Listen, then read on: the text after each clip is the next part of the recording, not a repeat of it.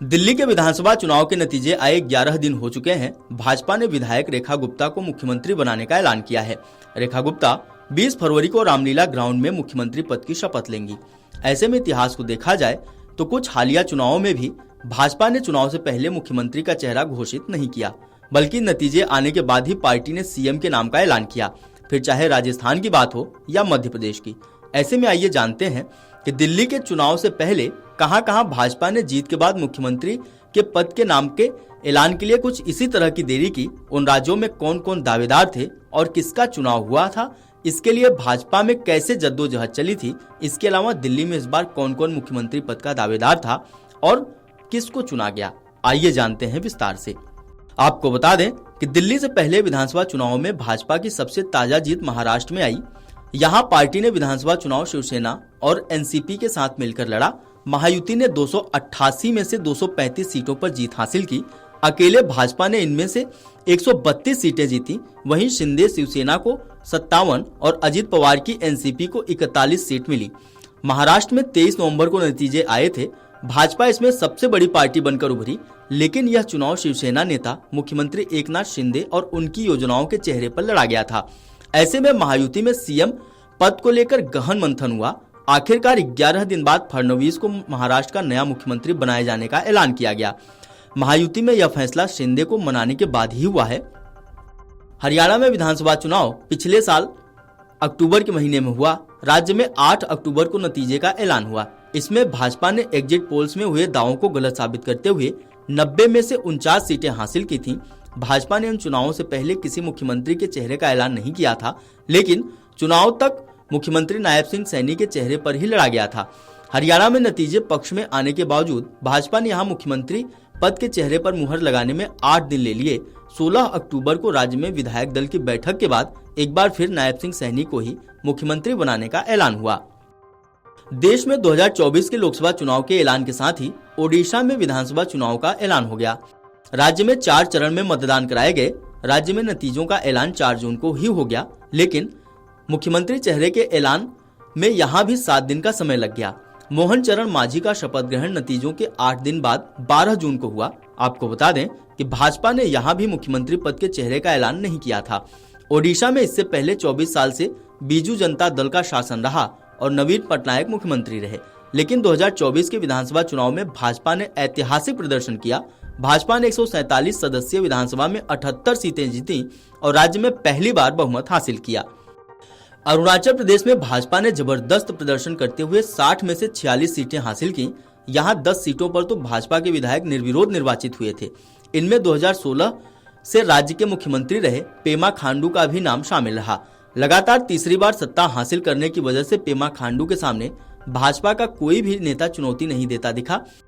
जिन दूसरी पार्टी के नेताओं से पेमा खांडू को चुनौती मिलने की बात कही जा रही थी, उनमें नेशनल पीपल्स पार्टी के थंगगांव वांगहम और राकपा के लिखा शाया शामिल रहे, लेकिन भाजपा ने विधानसभा चुनाव में एक तरफा जीत हासिल की थी, जिससे इन नेताओं की दावेदारी हवा हो गई।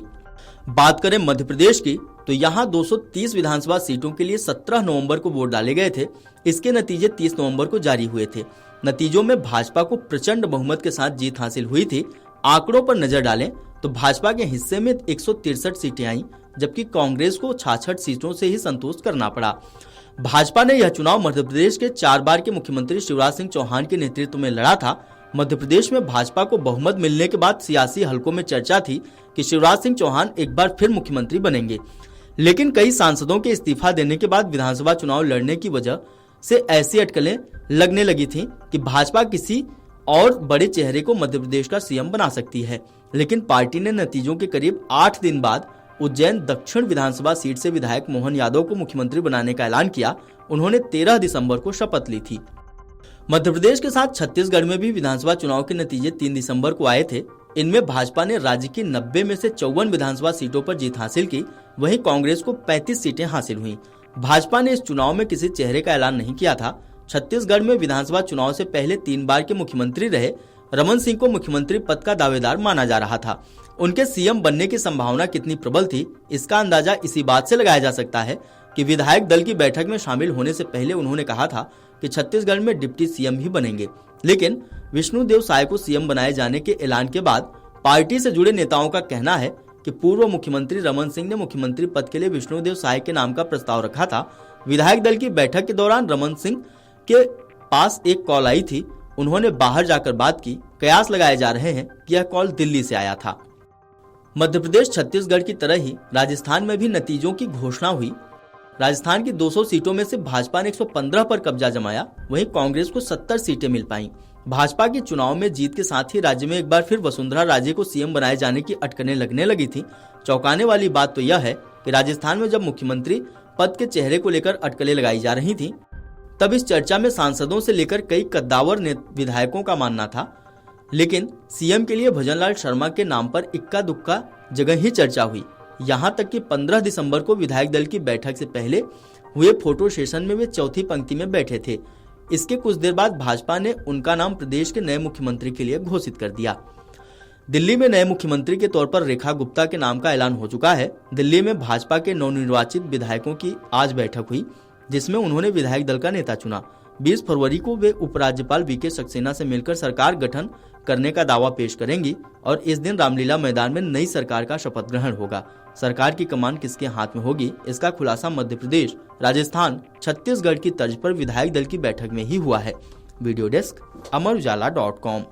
अमर उजाला जीवांजलि के सारथी की मदद लें और महाकुंभ में स्नान जरूर करें।